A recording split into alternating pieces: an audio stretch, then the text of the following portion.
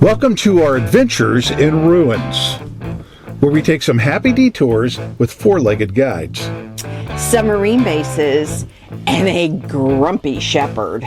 Plus things that go bump in the night and more. Two empty nesters and one brave dog. We're Casey, Rodney, and Salsa. Currently, we're traveling through Europe, navigating the Schengen Shuffle in our motorhome Holland. We are sharing real travel life highs and the happy detours along the way. Please hit the subscribe button, give us a thumbs up, make sure you bookmark our webpage, and follow us on Facebook at Empty Nest Adventures TV. If you've been following along with us the last few videos, you know that we got caught in some snow in Montenegro. Yeah. And snow obviously doesn't come without cold temperatures. Cold temperatures. So we've been making our way further south to get warmer temperatures, which we have gotten warmer temperatures. Oh, yeah. We've also gotten lots of rain. Lots and lots and lots. Days and days and days and days of rain. Yeah, even the people in Albania are complaining about how much rain there and is. it's not just little drippy drops. No. So that kind of explains why we're inside as well. Yes. Because when it's not raining, we want to be outside doing things, so we have stuff to show you. And our first stop is one of those things. Mm-hmm. We stopped at a place called Camp Apollonia. Yes. And Apollonia comes from the name Apollo, which most of us have studied Greek and Roman. Have heard that name before. Also kind of our first taste of Greek culture. We are in Albania, making our way closer to Greece. We can't, of course, go into Greece because of the Schengen zone, where our time out of the Schengen zone for our visa isn't up yet. So we can't go into Greece, but we can get close. Yeah. Yeah. So we pulled into the camp, and there was a little bit of a drive back to where the camp area was. Yep. Because it's like a working farm camp kind of thing. But we were pretty quickly greeted once we got in there. Yes. We were also presented with lemons and kumquats. Which we knew nothing about. We didn't know. We had to look up. We were, thank you. And Rodney had said when he picked them, he was eating them, and straight off the tree. Yes. And so we didn't know what to do with it. I make lemonade out of all the lemons that we get given, or orange juice out of the orange juice, the oranges, blah, blah. But kumquats was a new one for us. Yeah, we didn't know what to do. Didn't know what to do. We had to look it up. Yeah. So we tried a couple. Wasn't really our thing. No, not our thing. So they taste they're like almost like an orange, but not. Yeah, not quite. Yeah, it's got a weird taste to it. Yeah. Okay. So, but the place had nice bathrooms. Yes. Nice shower, laundry. Yep, nice shower, laundry area. Had a little kind of outdoor lounge area. Something else new that we're kind of seeing in Southern Albania, we didn't really see it in Northern Albania, is each site has water with electricity. Yes. Which is nice for filling our water. Now, for those of you that camp in the United States think, well, of course you got water because you plug in. Our camper here does not have a place that you just plug into the water supply and gives you water. No, you get a spigot, and we have a hose, and you fill up the tank. Yeah. So it'd be like if you're at a campsite without a water hookup. So, and it's just constantly that way. But it makes it nice. The water's right there to refill and do whatever. But the main reason that you would want to camp here is to go visit the ruins of Apollonia. Yes. Which once the rain cleared out, wasn't completely cleared out, but no, it was tolerable. Yeah, we decided to make our way up there, up on the hill to where the ruins were. Yep. And it wouldn't be one of our trips without a happy detour. Exactly. So we had to turn around and come back and find the correct way, I guess, up to the ruins. But before we got there was like a lower monastery area or something that wasn't very much of it left. So we saw that. Yep. The first part of the archaeological park that we ran into was a parking lot where we were greeted by a guard And what would become our two guides for the afternoon? There were two dogs. One was a puppy, and one was an older dog, a couple of years old, maybe medium size, and then the puppy. And boy, they latched onto us and latched onto Salsa, and they were very well behaved. They were. It was funny because Salsa was on the leash, and they started emulating walking like Salsa while we were going through the ruins. So they just walked right beside her. Salsa would walk next to me, and they would walk right next to her. And even the puppy would grab the leash in his mouth and walk with Salsa. Yeah. So it was they were very interesting and very entertaining. So the city of Apollonia started 300 or 400 years BC. Yep. And there were some crypts and some other things there that showed that was the time frame that it was there. Right. The ruins weren't discovered again until the 1800s, when they started excavating it back out. And I guess at one point it was one of the largest cities in the Adriatic basin. Right. Yep. So we toured around and took several videos and pictures of it. Oh, it was wonderful. It was really neat. The museum part of it, where we walked through and saw all the statues and artwork and stuff. Oh, I loved it. It was really neat. They had another museum part, but they wouldn't let the dog in, so we didn't go to that. But and then they had a church. Yeah, we had way more than what we were expecting when we went there to see it. So we spent basically the whole afternoon doing that. Yep. By the time we got back, the sun was going down, and of course the rain was coming back. Oh yeah, it started raining when we had a very long walk. Yeah. 10,000 steps. Yeah, woohoo! Which, some of you people are thinking, "Oh, I do that every day." Yeah, but, not us. Not us. So that was. You can tell by our size, not us. That was a nice. It was a nice hike that we did. So, and I think that was the last day that we were there. So, we took off and started driving back down the coast to the south. We stopped at one parking spot that we thought we were going to stay for the night. Didn't really feel very good about it. I wasn't sure why I picked it once we got there. But once we decided, we picked another spot, and we kind of went around a cove, water cove area, harbor, or whatever you want to call it. And I realized, I think I picked that area because it was where a submarine base was. Yes, it was so cool. Yeah. The submarine base is in this cove, and you would never think that there would be a military submarine base there, but you could see it. It was blocked off. We couldn't go down there or anything, but it was really, really cool. Yeah, that was kind of a cool thing to see. Yep. Oh, After we passed the submarine base, we decided to go to this place that is a park for night spot called Park Arodheim. It's a boondocking spot. Yep. So it was just kind of a dirt parking lot right off the side of the road. Now we had to go up a nice hill back and forth, so we got high above the water. Beautiful views. Yes. Beautiful sunset. Yeah. And we were told that it was an area where shepherds bring their flock of sheep and goats through. Yep. So there were some paths that but make sure you don't block them. Yep. We didn't block them. But that didn't mean that one of the shepherds that went through wasn't very grumpy. She was not happy. She just was, you could tell she was mumbling under her breath in a language we don't understand. And she'd glare at us, and she'd shake her head, and she did this 2 or 3 times, walking back and forth. And her flock had no problem going down, and we try to keep the dog from barking so it doesn't scare him. And there was another shepherd who came through with a different flock. He had no problem with us. He smiled and waved. So this one was just particularly grumpy. She was not happy. So we can't be high up and have great views of the water and the beach like that without going down to the beach. Oh yeah. And trying to spend a night. So we went down to Borsh Beach, another parking area. pretty bumpy road to get back down to it. Pretty bumpy. Very bumpy. We had to be careful of every cabinet we have when we got stopped because things shifted a lot. Yeah, I would hope they smooth it out before the season comes in because obviously we're January, so we're out of season.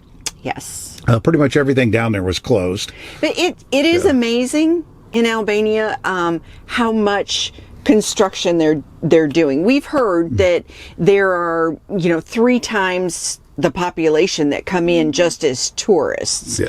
So they are expanding and building and really trying to embrace that the tourists that come in. So there's all kinds of road construction and buildings and hotels and restaurants and wow. Yeah. But we're off season, so none of it's open. Yeah, because the restaurant that we parked next to was closed and there was a motorcycle parked inside of it. So that gives you an idea how long it's been since they probably had business. But that didn't mean that the wildlife in the area was not in business.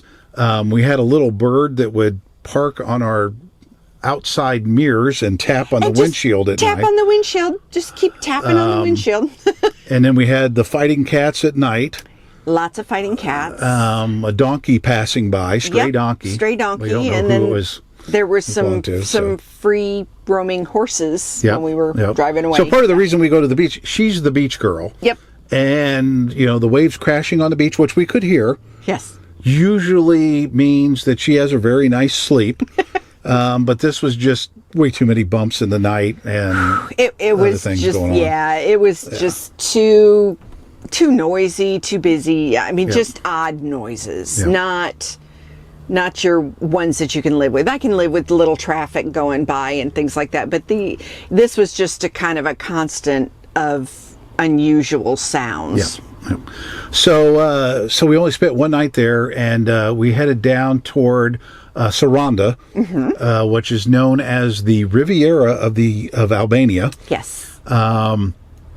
Once again, we got down there and rain came down. A lot of rain. Yeah, so we never made it to the Riviera. No. And they had a lot of construction there too. They were doing a lot of off-season construction. Very much. Yeah, doing a lot of building. So, but then, not to have, we couldn't have 2 nights without bumps in the night. Yeah.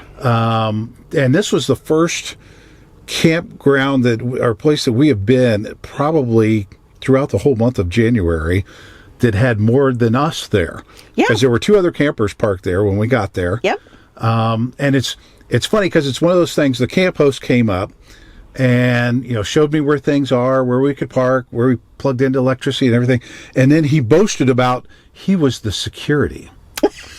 Yes. And you know how it's one of those things that you talk about that you think, oh, yeah, I'm the security, but I never really have to do anything. Yeah. Well, he had to do something. Yeah, we showed up and gave him a happy detour for his security job. Yeah, but it wasn't because of us. No. It was... No, we had noticed that a car had pulled up and parked next to us. And it was already dark when he showed up. Yeah, and then he would move to the other side and then move back. And then finally at some point he was knocking on our door. Yeah, he knocked on our door. And first he asked if we knew where the camp host was and how to get a hold of him. And at that time, I did, but wasn't going to tell him that. Then he wanted a lighter. Yeah, then he wanted a lighter. He wanted a cable for his iPhone. Yeah. Or something like that. So eventually we just kind of closed down to make it look like, you're not welcome here. Yeah. And he stopped bothering us. But we heard while we were laying in bed, probably about 12:30, 1 o'clock or something like that. He'd start his car, and then he'd move to the other side of us, and then we'd hear some music, and then it would shut off for a little bit, and then he'd start his car again, and he'd move to the other. In front of us, there was another row of campers, and he would move next to them, and the same thing. You'd hear some music, some loud music, and then it would stop, and then he would move again next to us, and then finally, he was gone. The security came down and told him, "That's it. You need to go. You need to leave." Finally, told him to leave. Yeah. He told us in the morning. The guy was drunk and partaking in left-handed Marlboros. Yes. Yes. as I would call them. So the rest of our time there was pretty quiet. Oh, yeah. It was nice. We were kind of waiting out the rain, and we knew it was going to rain for a couple of days. And I think we stayed there like 2 or 3 nights waiting that out. So we headed on a little bit further south through town, which is Ksamil. It starts with a K, but it's like knife. The K is silent, apparently.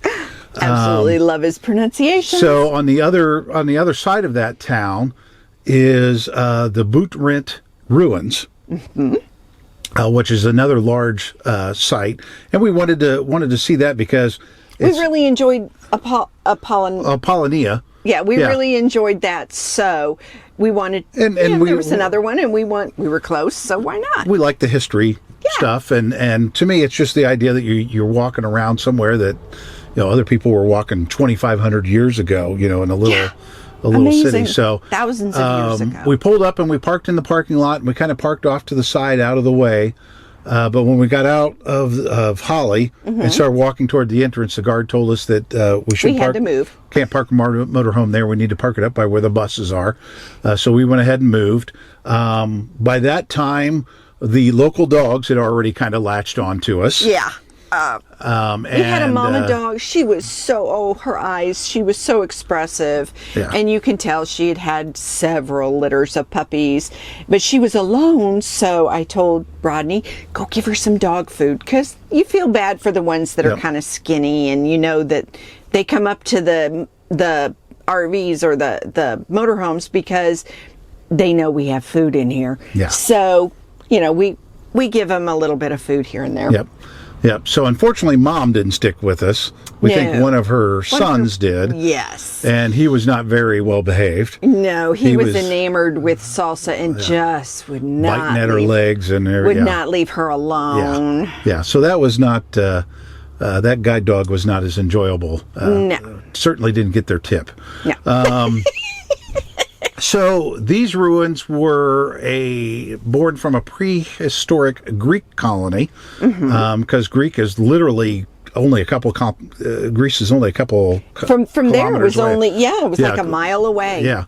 So we could see on the way there. We could see islands at Corfu, the big island from Greece. We could see it. I mean, it was right there. You could see it. Can't go there, but you can see it. So this city was active from about 800 BC until the Middle Ages, when it was abandoned. Yeah. And we spent probably about 2 kilometers walking around. It's kind of not really an island or a peninsula, but it kind of juts out into the water, and you kind of walk around the perimeter of it. And these ruins were much more intact. Yes. So it was a little bit more impressive. There was a lot more of them. Yeah. It just seemed like it went on for a long time. Yeah, it was a whole town. Yes. Yeah, there was a place that would be a strip mall. Yeah. Of course, it had the theater and the other places, and it had like this. They called it. It was their part that they called the museum. Yeah. But it was up on top where there were cannons, where they obviously did the castle defense. Top, or what they would use for defending it. Yep. So we could have gone to our next stop by just taking the ferry across the water, but this ferry, all it was a wooden plank and I don't know if it was inner tubes or barrels or tires or whatever, but it was a feat of redneck engineering. That's the truth. Not engineering that I was going to trust with our camper and us. Yeah, a whole camper on this thing, and it was like, ooh, no. Plus, we needed to go back into Ksamil to do some grocery shopping. Yeah. We had seen a grocery store there and a place to park across the street that was a couple of businesses that were closed for the winter, so that wasn't any problem. So we went back and we restocked up on groceries. And then we got into Plan A, which was up a big dirt gravel road. And when we got there, the places that you were supposed to be able to go to park for the night had gates on them. So we couldn't get through those. So we had to turn around, come back the nice dirt gravel road, past a guy herding his sheep, who's probably laughing at us. Crazy. Oh, you're on a happy detour. Yeah. And then we tried another place that would have been close to the road. It was like a bus parking area, but it basically turned into a dump. A garbage dump. Yeah, which is an unfortunate thing in Albania. Yeah, that is something that is unfortunate here. They don't. There's a lot of garbage. Yeah. So eventually we settled on Plan C, which was another little campsite. It's actually called Camp Ksamil. Not a very big campsite. Probably had room for 4 or 5 campers, maybe. Pretty nice facilities. Yeah. Looked like it had like an apartment building or something in the middle of it that probably had 4 or 5 apartments. It was like a couple of apartment buildings, and instead of the parking lot being the parking lot, they turned it into some camper parking spaces and put the electric and water there, and then built a little. Yeah. The only problem was it's close to the main road coming right into town, and they're expanding that from like 2 lanes to 4 lanes. And here to do that, they have to chip away at a mountain. So we heard lots of booms and lots of they were blowing up side of the mountain. Yes, so that was fun. Another bump in the night kind of thing. Yep. So, but we slept through it somehow. Yeah. Probably from all the walking that we did that day. We were getting pretty tired. And grocery shopping. So we just stayed there the one night. Mm-hmm. And we were going to start heading east because we can't head any further south. Nope, we can't really head further west either without getting very wet. Or cold. Snow. So we headed toward a town called Mursi. Mm-hmm. There's a lake there, Lake Mursi. And we parked next to that. Now, there is a campground right there. Yeah. But they were closed for the season. Mm-hmm. And you can actually pull down off the road and you can park very near the water. We didn't want to do that with all the rain. Yeah, we wanted to be on solid rock ground where we were parked. So we were just kind of like off the street. Yep. And we had more sheep. More goats. Yep. More shepherds. Some sheep herding dogs. Yep. Didn't really have any problems with that. I guess because we were there, I think on a Sunday morning. Yep. There was a service or a funeral or something that happened.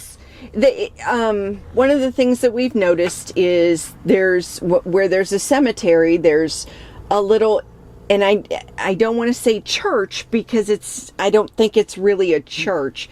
It's just kind of a building next to the cemetery where they probably have the funerals. Yeah. So, and they put them out kind of in the middle of nowhere. Yeah. Their cemeteries aren't like right next to the church or right in the city or right in the town. They are in the boondocks. Yep.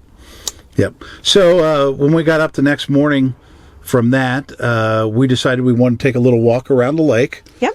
And we took Salsa with us. And this is one of those weird happy detours again.